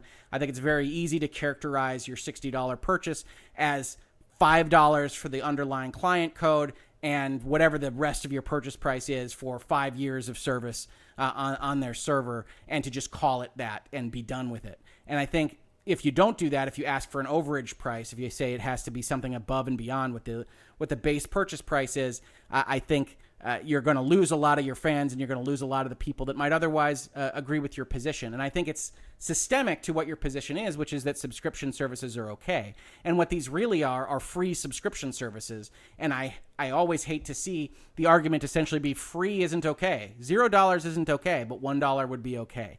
And I think that's a fundamental flaw in his position, and I don't think his argument on the opposite end, from a practical perspective, makes a lot of sense. In terms of the other opposition points that he brings up, he says EULAs, the law says they're wrong, and that Lexmark's case says you can't use a EULA, and good luck defending corporations that want to fall on the backs of their EULAs. Obviously, I've just spent however long that I've been doing this video telling you that contract restrictions are generally okay. None of the cases that are brought up in his video or in that comment suggest that software restrictions on licenses aren't okay. You've got some analogous cases that are interesting and that could be brought up in future cases regarding software restrictions and software contracts that I'm amenable to saying, hey, those might apply. But when you've got a patent case and you've got a sale of books case from international boundaries as your sole arguments that software restrictions are suddenly void, I've got a major problem with the strength of your case in the video. So to then just dismiss it by saying Lexmark says EULAs are wrong and the law says they're wrong is entirely incorrect for what the strength of that opposing argument is. These companies, and in general, the United States, have always backed the right of private individuals, private entities to engage in contracts on whatever rights they deem fit. And so if you're going to sell something, you're allowed to put restrictions on it in most cases. First sale doctrine is an exception to that, but it doesn't necessarily speak to software restrictions, period. And it definitely doesn't speak to the games as a service fraud that you're claiming in this video. So you wind up getting stuck in a little bit of a rut, and it doesn't answer the fundamental question about whether it's fraud. He addresses some other comments. People could say that you're entitled to the client software and you're otherwise trying to force people to provide the server software. He says that's fair, but he wants to give a chance to folks to play after the shutdown. Again, from a practical perspective, I'm all in favor of this. I'm all in favor of a general push towards making companies try to have some functional end-of-life plan that would allow people to continue to use the software. But I think he is a little bit either disingenuous or, again, lacks imagination on why companies that don't otherwise currently operate software instances might care that someone could operate it in the future. One, I think it's worthwhile to note exactly why defunct copyright holders might otherwise prevent derivative works from happening in their copyright period. And that's because of what it can be associated with. So you're Ubisoft and you shut down Division because Division 4 is out by now. And somebody wants to create a private server and you, under this law, under whatever rules that Accursed Farms gets advocated and gets passed, you're allowed to do that. And you are also allowed to modify it so you add some white supremacy symbols, or you add some other things that are otherwise untowards. But they're now in the Division. They're posters and things that are applicable to the Division, and photos get out on the internet. And even if Ubisoft isn't selling Division at the time and is currently moved on to Division 4, or perhaps an entirely different series, that is still impacting their intellectual property, the goodwill associated with their brand. And we have to decide whether or not companies and copyright holders in general should have the rights that they currently have to prevent that kind of thing from occurring. And in general, the law has said, yeah, copyright holders get to preserve that value in their copyright. First sale doctrine doesn't impact that because you're not making derivative works, you're not reproducing copies, you're just selling an existing instance. And so I think that's by far the strongest claim that's made in this video is maybe you should have the right to sell a digital instance to someone else, and that should be okay. But that doesn't answer the question that's at hand. And I think it's worthwhile to point out that the reason we can't do that is because it could still negatively impact the goodwill of the company, because the company could otherwise be reserving the right to sell another product in the future based on its intellectual property, which it spent millions creating. And so it's generally thought of in the law that the copyright holder is the best positioned to know what it wants to do to maximize the value in the intellectual property that it created. Now, I do agree that there should be some changes in the law that allow for preservation. I think you start to see that with the Library of Congress decisions and things like that, where you have server code that can be put in place in museums and things that are maximally protective, and you don't get into the same situations with derivative works. And I would like to see that proceed, and I'd like to see some of that codified in the law. So we're in agreement, Accursed Farms and I. but we're not in agreement on the notion that the existing law prevents the copyright holder from doing the current things that they're doing. And certainly we're not in agreement that it's fraud. It says he wants end-of-life plan. He wants to have people control over IP. And he also adds in a little bit here that says if you're even in a free-to-play game, if you paid for a sword, you should have the right to keep it in the future, or else it's infringing on your property rights. I think that kind of highlights the issue with this overall concept of what he's presented here. I understand being miffed about that. I understand buying 100 gems in a game that decides it's going to shut down in 6 months and being really unhappy with the fact that you bought the 100 gems and go to seek a refund. I don't necessarily agree with the person that bought a Fortnite sword and Fortnite shuts down in 5 years or 10 years or 50 years. And you should have a perpetual right to that sword if the game doesn't exist. Because I don't think that companies should have to use their resources in the fashion that you have determined and that they have not determined. And he tries to minimize this. He tries to say in a number of instances that we're talking about a day of support or a number of hours of support, and that should be okay with companies. But I think that minimizes what we're actually talking about here. One of the things my old boss used to say when we're talking about contracts, especially personal contracts, is that there's no slavery in America. You can't actually force somebody to do something. You can seek damages. You can do other things within the contract terms, within the four corners of the page. But you can't necessarily, and you usually can't, force anybody to do anything for you. And when we start talking about, hey, they should have to give this support after the game is out, yes, if you've built that in, if it's part of the contract language, okay. If it's not, if you're trying to impose this by law, what you're really saying is if they don't do this, they should have to pay fines, or they should potentially be imprisoned in terms of their executive officers and things of that nature.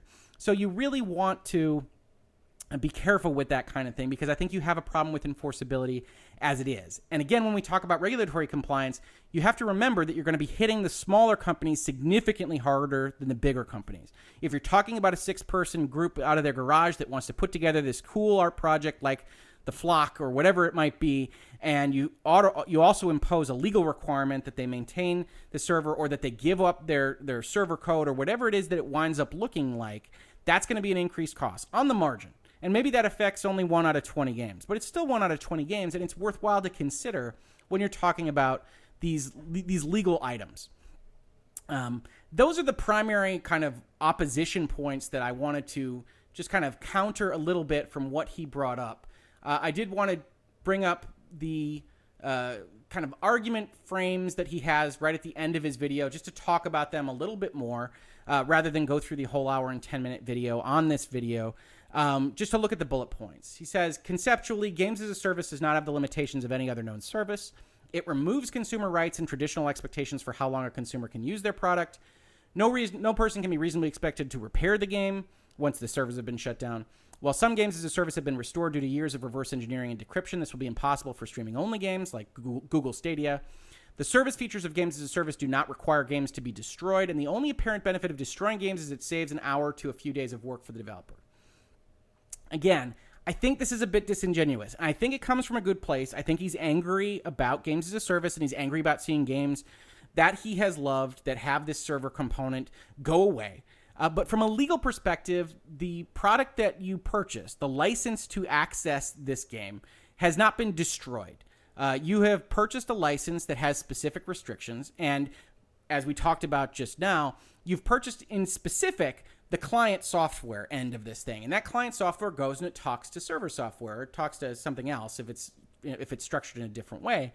And your instance, after the servers are shut down, is still fully functional. It still does exactly what it's supposed to do. It goes out and it asks for information from the Ubisoft server or from whoever. Only in this instance, the Ubisoft server isn't there. It isn't there to respond, and so your client software can't do anything. But on a purely legal basis, it's still doing exactly what it was programmed to do. And so when we talk about destroying the game, again, I think you're giving up the rhetorical ground that you shouldn't have to give up, and it doesn't benefit you when you start there when you're talking about these things. So you've got a game that exists. You still have a game that exists once the servers are shut down. It's just that it can't make the call it needs to make. So if you want to tell me that you've got a game and you don't think that the server call is real, That's a different question. We actually see that in some respects when the Library of Congress and other decision makers have talked about DRM features that just have to make a callback to the home office to make sure that the game is legitimate. When that's the case, for the most part, people are allowed to disable that because that's just a call that is designed to prevent piracy. And so we've started to make exceptions in the copyright law. In a game like The Division, where the enemies are clearly server-based, where the actual damage being done is server-based, where the loot tables are server-based, you actually are getting a service of some kind. And so it's disingenuous to suggest that the service component doesn't exist at all. I think the easier way to frame a games as a service is that you've got a game, a client-based software, and you've got a kind of maintenance contract that goes along with that.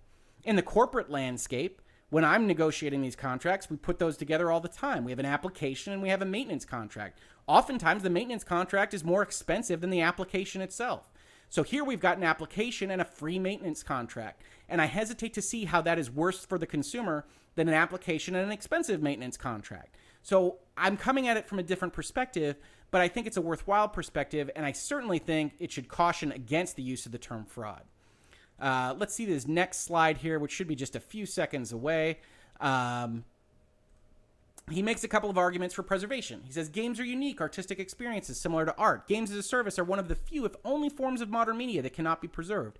The inability to preserve games as a service is due to artificially imposed limitations and not real-world constraints. About 97.5% of sampled games as a service are left in an unplayable state with no help whatsoever for customers to run them upon shutdown, and most civilized cultures see the preservation of art as having importance. So there's some kind of overall philosophy there, but I can agree to the general comment. As you know, if you've seen the video that I referenced at the start of this one, I believe wholeheartedly that we've got a current issue with the preservation of video games as they currently exist, that we've got an issue with how to save these experiences that we've had, particularly starting in this generation, but also to some extent in the PlayStation 3 and Xbox 360 generation, and that we should be doing something to try to help the law better characterize these software pieces and this technology in order to facilitate that preservation. I'm in entire agreement with the basic concept. I'm not in entire agreement with the notion that the law currently requires X, Y, or Z, or that the current companies are committing fraud by not doing X, Y, or Z. In fact, when the third bullet says the inability to preserve games as a service is due to artificially imposed limitations and not real world constraints, I disagree wholeheartedly. I think what we've got is a structure that requires a server call, and what you're trying to impose when you say games as a service is a fraud and you've asked for these legal requirements, you're trying to impose a requirement that the company either give up its intellectual property, which the Copyright Act says is theirs exclusively and theirs to decide what to do with, or it's forcing them to host their own server, presumably at some cost, because in general, if they're making money, they're going to keep the servers open and they'll turn them off when they're not making money anymore. So you're asking them to continue a server that's no longer making any money and for no reason other than to advocate this preservation. I will tell you that that's not a useful solution because companies go bankrupt. Companies don't exist anymore. And so if that happens, there's really nothing you can do to save it, even if you've got a legal requirement that they maintain a server, because it's just going to go away. So I think, again, Accursed Farms' heart is in the right place. And I think it's worthwhile to discuss potential changes in the law, but I don't think it's worthwhile to accuse these guys of acting in bad faith. I don't think it's worthwhile to say that because you're unhappy with what the license says, which is that we can turn off the servers at any time, that it's somehow disingenuous, that it's bad, that it's programmed obsolescence, or these other propaganda type terms that you throw at the companies. They're disclosing exactly what's going to happen. And it's up to the consumer to decide whether they're okay with that happening. And you can disagree with what the consumers have decided. You can say, hey, the consumers are stupid and they should not be agreeing to these licenses because, look, Hoeg just pointed out that Ubisoft can turn off your license in 2 seconds and that's a problem. I can be entirely amenable to that. I think it's fair to point that out to people. I think it's fair to say, hey, you guys should pay more attention to this. But I also think at the end of the day, if the millions of other people decide, hey, I love The Division 2 and I'm willing to pay $60 to get that ticket to Disney World so I can shoot the terrorists, and if it turns off in 2 years or 3 years or 4 years, hey, that's what I bought and that's okay with me. I think at some point you have to say the people have spoken and they're okay with this. And even if you're not okay with this, you can advocate for changes. You can advocate for a different belief system. You can point things out like you did in this video. But at some point, you have to say, the other people disagree. The other people who are purchasing this product are okay with what's being presented. And just because you don't like the license that's being presented, just because you think it's unfair, doesn't mean that person X, person Y, or person Z shouldn't be allowed to enter into that contract if they otherwise don't have a problem with it. And I think that's fundamentally where I wind up on this argument is, for the most part, I'm with you. I'm willing to advocate that there needs to be some changes to the law to allow for preservation, to better help preserve this legacy of video gaming that I've loved my entire life. But to tell other people that they can't enter into a license, that the company can't offer a license to them, is myopic. And it does present problems in and of itself, because it will change business models if you impose those kinds of things. If a company can't say they can turn off the servers at any time, on the margin, a game is going to be more costly to make. They're going to have to be more careful about what games they make. You might see a pipelining of more AAA-oriented endeavors that are more Division and Destiny-esque and less The Flock-esque, because companies can't afford to take the risk if you can't cut off the servers. If you have to commit to certain periods of time, if you have to commit to give up certain pieces of intellectual property, then that intellectual property doesn't get created. Then those games don't get made. And that might seem extreme, but on the margins, that is what happens. When costs go up, supply goes down. And so it's worthwhile to mention, if you agree with this argument entirely, that nothing is without cost when you impose additional legal requirements and additional regulatory restrictions. The last couple items here, we skipped the legal arguments page because it just discussed the cases that we've already gone over in this video, is, are perpetual software licenses acting in accordance to the law if they're being revoked in real-world terms? Again, they're not being revoked. You don't want to steal bases when you're making legal arguments, when you're making arguments to convince people of things, because they're not necessarily on your side at the start of the thing. They're not being revoked. You still have a perpetual license to your software. You can still fire up whatever turned off game you want as long as you have a copy of it. It just won't do anything. So you have a license to what the client software was, and it goes and it calls for a server, and nothing comes back. So the product doesn't work as it used to, but it still works insofar as it turns on, it compiles, whatever it is. And that doesn't mean that your license has been revoked. As a matter of fact, if your license had been revoked, it wouldn't do anything. Your disk would disappear. They really would come into your house and break the disk. Is it legal for sellers to break the product after the point of sale and provide no possibility for repair? Again, we've talked about that. But for the most part, legal restrictions put into a license are going to be honored by the court system in the United States. Sellers, for the most part, especially copyright holders, have the right to restrict certain uses when they license the ability for someone to use a piece of software. That really hasn't changed, regardless of the analogous cases that they've presented. Is there any penalty for repeatedly selling defective products with no disclosure as to when they will fail? Again, 2 points here. You take the word defective and you imply that it wasn't functioning when you purchased it. Obviously, when people purchase these games, for the most part, absent, Fallout 76 or other issues, Anthem, with actually running the game, they work. They work, but they don't work at some point in the future because you can't make the server call. With no disclosure as to when they will fail implies that the company knows when they will fail. I will agree. Hey, if a company knows that they're going to turn this off on Tuesday and they're selling it to you now anyway, there might be a case to be made that they're deceiving, that they're committing fraud at some level because they know what they're going to do.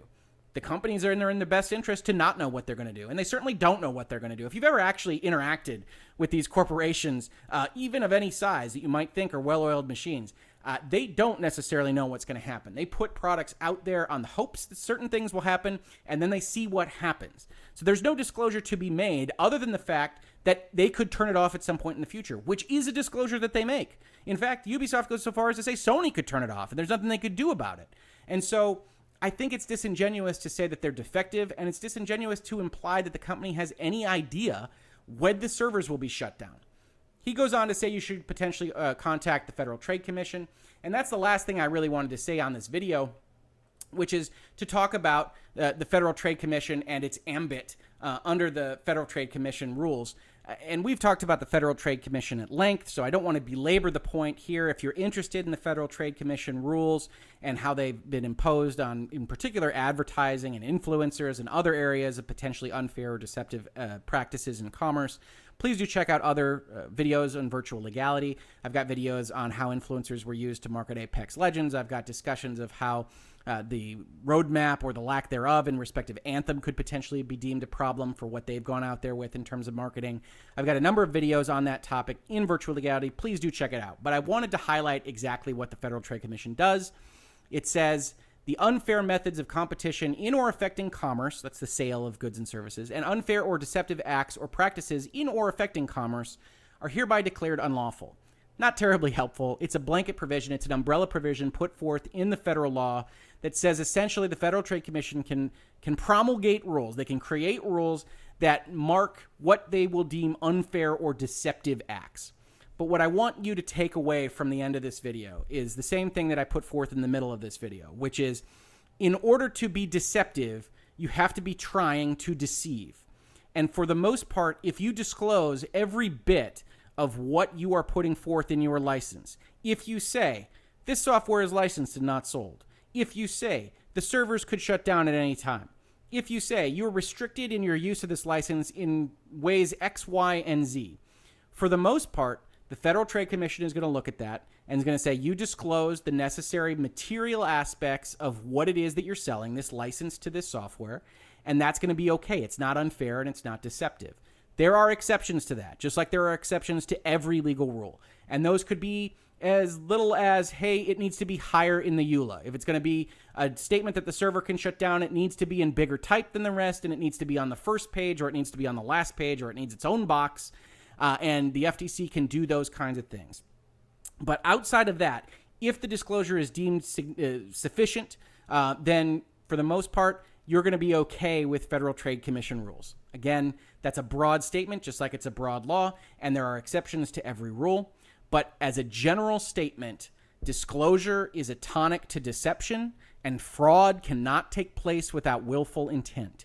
So ambiguities in the law, like the ones we've discussed on this video, pretty much preclude the application of fraud to what we're talking about in respective games as a service. I don't want to say never. If you're familiar with any lawyers in your own life, you know we avoid absolutes. Absolutes are for the Sith. But in almost all instances, absent a willful intent to deceive, and with sufficient disclosures in your EULA, on the back of your box, on your website, and with the knowledge that, hey, 112, however many games have already shut down their servers, so the law is going to essentially assume a certain amount of osmosis from consumers just based on the fact that this has been an ongoing practice and that consumers shouldn't be surprised by it. Those are all going to speak against treatment of this action as games as a service as fraud. It's going to speak against treating it as deceptive trade practices. And it's really going to speak against significant action being taken by the law in respect of these things. So it's worthwhile to discuss how that's a problem for preservation. It's worthwhile to discuss how maybe we should look to change this. But absent actually changing it, it is not useful to suggest that the law currently requires someone to bring legal action against the companies, that the law currently would otherwise ban the practices that we see in The Division 2 or in Destiny 2 or any other live services or games as a service, and that if you don't have the law backing you, it doesn't make sense to just pound the table and say that it's propaganda, to say that it's deception, to say that it's psychological manipulation, to say that it's fraud.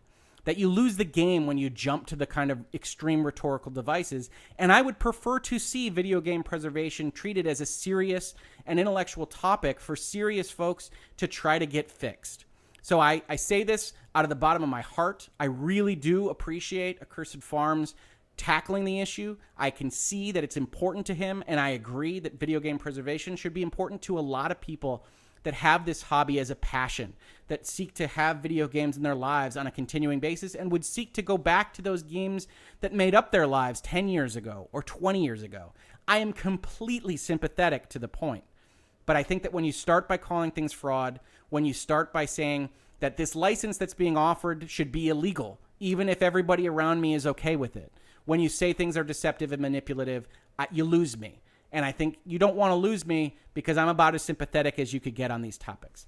That's been Virtual Legality. It's been however long it's been. I hope it was helpful to you. If this is your first time on the channel, please do like, please subscribe. I'm talking about these issues on an ongoing basis. And I'd love to get this engagement. I'd love to get the community talking to me about why I'm an idiot and why I'm completely wrong on this video or on any others. or why I'm right. I love having those conversations. I don't mind anybody, as long as you're not doing ad hominem attacks or personal attacks. I don't mind anybody coming to me and saying, hey, I think what you said was wrong, and here's why. I think that's how we learn. I think that's how we engage and how we grow. And I want to once again say thank you to Accursed Farms.